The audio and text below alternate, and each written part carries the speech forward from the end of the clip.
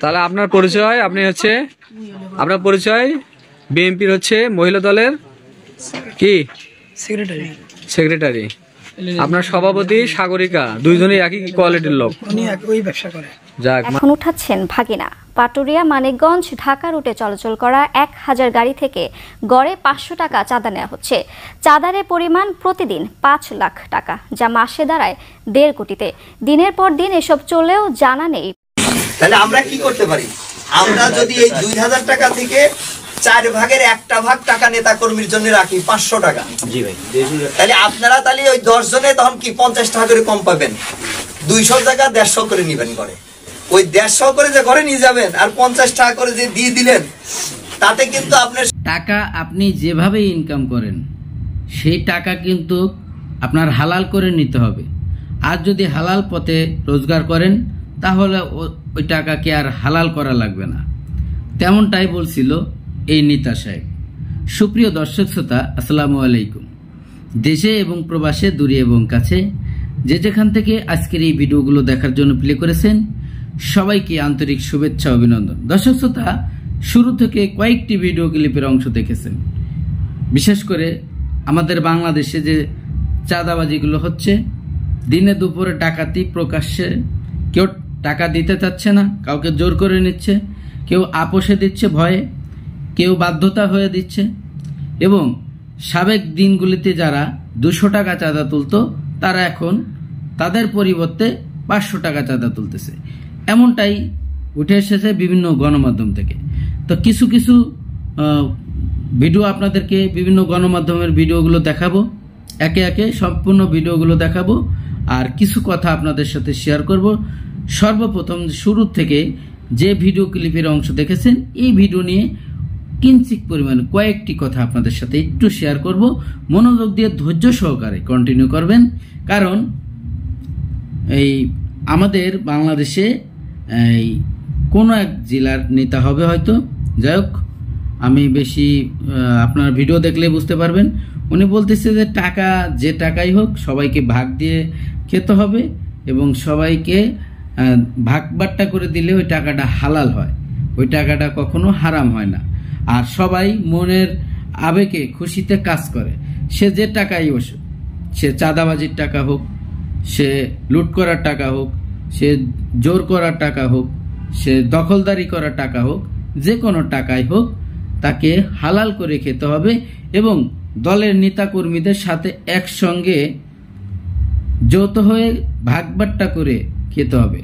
একজনে যদি 20,000 টাকা পায়, সে একাই 20,000 টাকা নিতে পারবে না, অন্য অন্য নেতাদেরকেও কর্মীদেরকেও দেয়া লাগবে। এমনটাই বলছিল। আসলে পুরো ঘটনাটি আমি বুঝতে পারতাছি না, আপনারা সম্পূর্ণ ভিডিওটি দেখেন, দেখলে হয়তো বুঝতে পারবেন যে কি ঘটনা ঘটেছিল এবং কিসের চাঁদার টাকা এবং কোন টাকা তারা ভাগ করে দিতে যাচ্ছে, এবং ইসলাম শরীয়ত মোতাবেক তারা টাকাটা সম্পূর্ণ বিনামূল্যে ভাগ করে দিলে গরুর গোশত কিনে নিয়ে গেলেও হালাল হবে। সম্পূর্ণ ভিডিওটি অনুরোধ করব দেখবেন, তাহলে আপনারা বুঝতে পারবেন যে আমাদের এই মহামান্য নেতা সাহেব কিভাবে কথাটা বলছে, সে কি আসলেও সুপরামর্শ দিছে বা বোঝানোর জন্য। হয়তো আমি বুঝে নেই, যদি আপনারা বোঝেন কমেন্টে জানাবেন। তা চলুন সেই গুরুত্বপূর্ণ ভিডিওটি দেখে আসি। ভিডিওতে যাওয়ার আগে ছোট্ট করে একটি রিকোয়েস্ট করব, দর্শক, আপনি যদি আমার চ্যানেলে নতুন বন্ধু হয়ে থাকেন, ভালো লাগলে চ্যানেলটিকে সাবস্ক্রাইব করে আর ভিডিওগুলো বন্ধুদের মাঝে শেয়ার করে দেবেন বেশি বেশি, যাতে বন্ধুরা দেখতে পারে। তাহলে আমরা কি করতে পারি?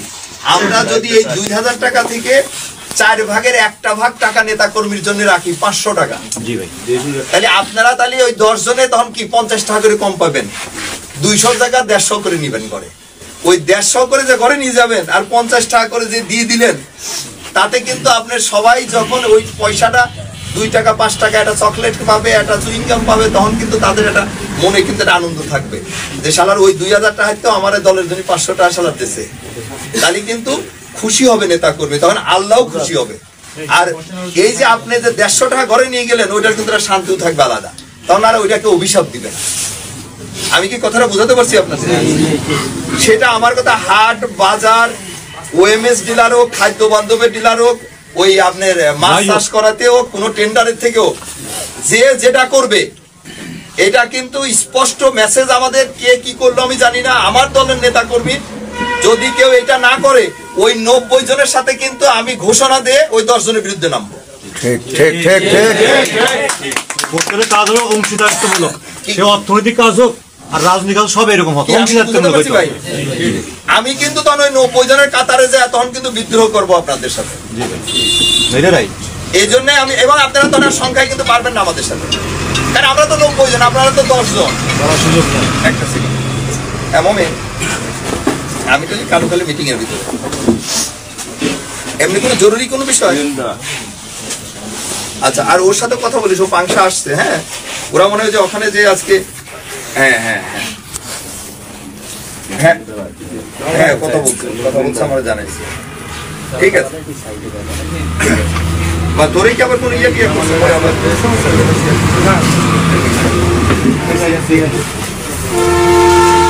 একটা ইয়া করে আসছে, বুঝছি আমি শুনছি।